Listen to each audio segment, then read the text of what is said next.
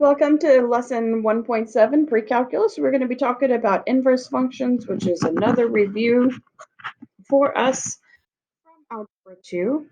We're going to start off with the horizontal line test, and you may or may not recall from Algebra 2, what the horizontal line test tells us is if I can draw a vertical line through my function, then and I only cross that function one time, then the inverse exists for that function. If, for example, with a circle, if I do a horizontal line through my circle and I hit that graph twice, then it is not a function. And, sorry, not that it's not a function, it does not have an inverse. So the inverse is not a function. You might have an inverse relation, but you won't have an inverse function. So let's apply the horizontal line test to a couple of things here. So it's kind of like the opposite of the vertical line test. For example, they gave us the parabola, which is the blue graph, right? That's our typical quadratic function. This one's been shifted down by 4. If we flip that guy across the y equals x axis, or y equals x line, this red line in here, we get the green relation. Now, you heard me call it a relation. Why am I calling it a relation and not a function? Well, does this one does the blue graph pass the horizontal line test? No, it hits it twice, which means when we reflect it across that y equals x line, the green graph is not going to pass the vertical line test. It's going to hit in 2 places. And so the green graph is not a function. So what the horizontal line test tells us is whether the inverse is going to be a function or just a relation. So remember, for our quadratics, we do have inverses for, but we have to restrict the domain. And then once we've restricted the domain, we get the square root function. But that's only once we've restricted the domain. All right. So it says graph each function using a graphing calculator and apply the horizontal line test to determine whether the inverse function exists. Well, for this first one, I'm going to argue we don't even really need a graphing calculator. We know what an absolute value graph looks like, and we know that inside the absolute value it's a -1. That means it's a horizontal translation.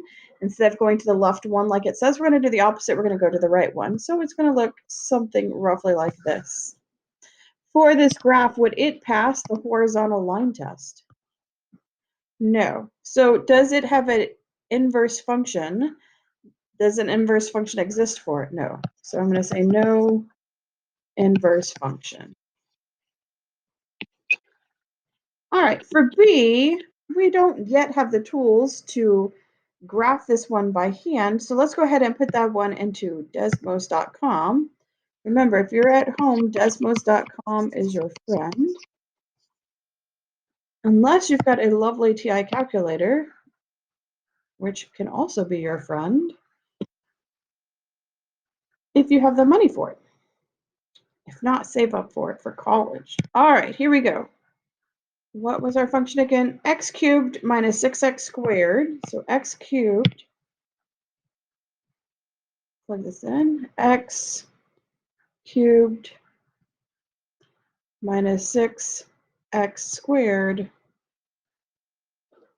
And then the last half was 12x minus 8 plus 12x minus 8.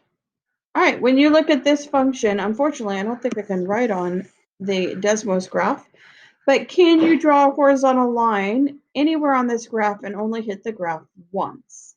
Yes, it's a nice cubic function. It doesn't have any big points. Sometimes our cubics have big loops that go up and down. Let me draw what I'm trying to say. They have big maximum ends like this. This cubic would not pass the horizontal line test, but the one that we have on that Desmos page does. So yes, inverse exists. Now they're not yet asking us to find it. They just want us to graph it, determine whether it exists or not by using the horizontal line test.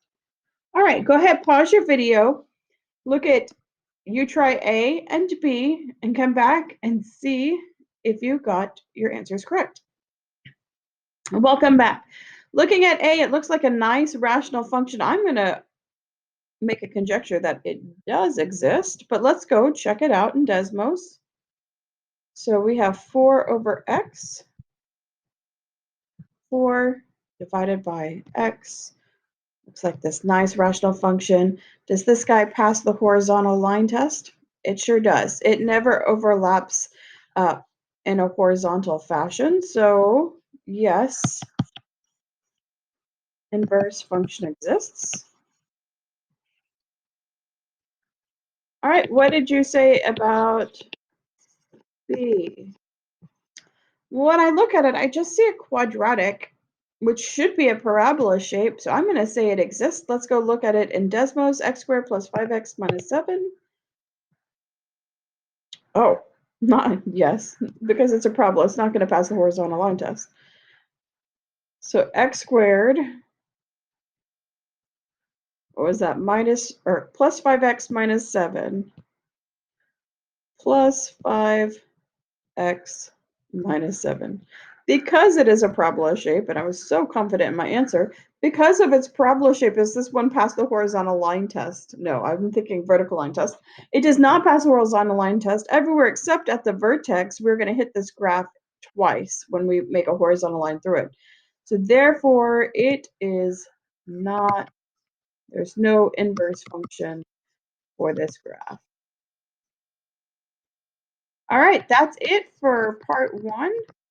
And the next video, we're going to move down to example 2, where we're actually going to go find the inverse functions.